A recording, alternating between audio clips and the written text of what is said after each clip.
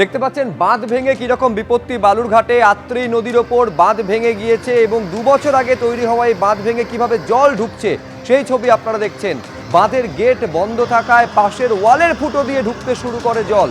ঘটনাস্থলে পৌঁছেছেন সেচ দপ্তরের ইঞ্জিনিয়াররা।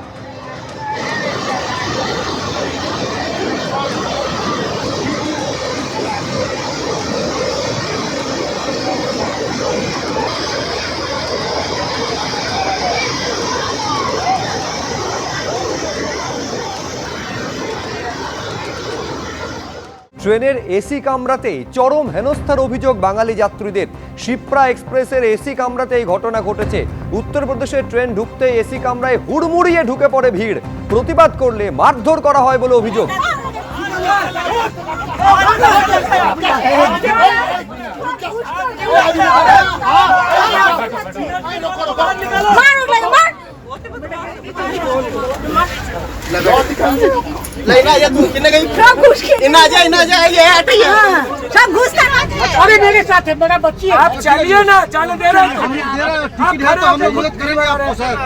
পাথুরিয়া থেকে একদল লোক ওঠে উত্তরপ্রদেশ, এবং তারপর ওই পাথুরিয়া থেকে একদল লোক উঠে আমাদের রীতিমতো জায়গা থেকে সরিয়ে দিয়ে ওরা বসবে, ওরা পুণ্যার্থী, ওরা দাবি করে আমরা তো 2টো স্টেশন যাব বা 4টে স্টেশন যাব, আমাদের বসতে দেয়া হোক। কিন্তু সেটা আমাদের পক্ষে সম্ভব ছিল না, কারণ আমাদের সাথে প্রচুর লোকজন, লেডিস ছিল। আমরা এটা প্রোটেস্ট করি এবং ওদের আমরা ভালোভাবেই বলি যে বেরিয়ে যাওয়ার জন্য, এবং যথারীতি আমাদের সাথে বচসা শুরু হয়, বাধ্য করি যে ওদের বের করে যেতে। তারপরে আমরা দেখি আমাদের ল্যাপটপ নেই, ভ্যানিটি ব্যাগ নেই, একটা মিউজিক ইনস্ট্রুমেন্টের ব্যাগ ছিল সেটা নেই, প্রপসের 2টো ব্যাগ নেই। আপনাদের ট্রেন যখন প্রয়াগরাজে ঢুকলো তারপরে কি আমরা দেখতে পেলাম কাঁচের ভেতর দিয়ে যে ওখানকার যে আরপিএফ নিচে যারা লাঠি নিয়ে থাকে, ওরা কয়েকজন কাছ থেকে হাত থেকে টাকা নিল। টাকা নিয়ে আমাদের দেখুন ডট করে বেড়াতে দরজায় নক করলো যে দরজা খুলে দিতে, এদের কাছে টিকিট আছে। এবার আরপি কাছে আমরা তো বাধা দিতে পারি না। আমরা যখন দরজা খুললাম সঙ্গে সঙ্গে পুরো ওই যে মবটা ছিল ওদের ওই ওরা সিআরপি যারা ছিল ওরাই জোর করে ফোর্স করে ঢোকানোর চেষ্টা করলো। আমরা যখনই বাধা দিই আমাদের উপর লাঠি আঘাত করে। এই আমার এখানে এখানে কেটে গেছে, আরও আমাদের ছিঁড়ে দিয়েছে। এটা কারা মেরেছে? আরপিএফ। কত লোক ঢুকলো কম্পার্টমেন্ট? প্রায় তখন 25-30 জন একদম হুড়মুড়িয়ে ঢুকেছে। সঙ্গে সঙ্গে আমাদের বাকি যারা প্যাসেঞ্জার ছিল ওরা যখনই প্রোটেস্ট করেছে তখন ওরা পালিয়ে গেছে।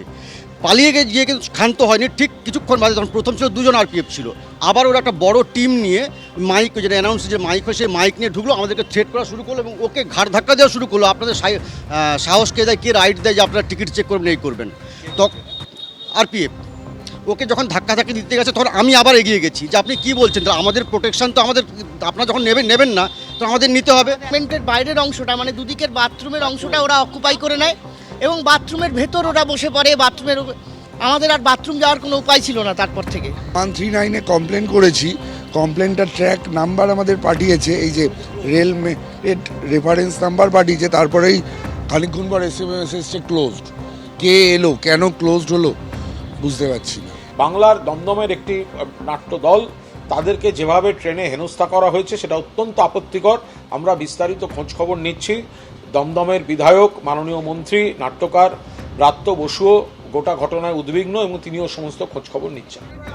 শুধু মারধর করা হয়েছে এমনটা নয়, অভিযোগ তাদের ল্যাপটপ সহ অন্যান্য মূল্যবান সামগ্রী চুরি পর্যন্ত যায়। এটাও অভিযোগ করছেন তারা যে এই নিয়ে আরপিএফকে জানানো হলেও কোনো সহযোগিতা পাওয়া যায়নি, বরং আরপিএফ এর হাতেও মার খেতে হয়েছে যাত্রীদের। রেলের টোল ফ্রি নাম্বার এবং হেল্পলাইনে অভিযোগ জানিয়েও কোনো সুরাহা মেলেনি, এমনটা অভিযোগ করছেন যাত্রীরা। আতঙ্কের মধ্যে রাত কেটেছে ট্রেনে। এবার এই অভিযোগের প্রেক্ষিতে রেলের তরফে কি বলা হলো দেখুন। নর্থ সেন্ট্রাল রেলের জেনারেল ম্যানেজার এবং প্রয়াগরাজের যে ডিআরএম, তারা এটাকে পার্সোনালি দেখছেন। কিছু স্ট্রে ইনসিডেন্টস থাকবেই, লোকে এত ভিড়ের চাপে আনরুলি লোক কিছু না কিছু থাকবেই। তাই এই ঘটনা অত্যন্ত অনভিপ্রেত যদি ঘটে থাকে। 2-একটা স্ট্রে ইনসিডেন্টস ছাড়া তেমন কোনো ঘটনা ঘটেনি।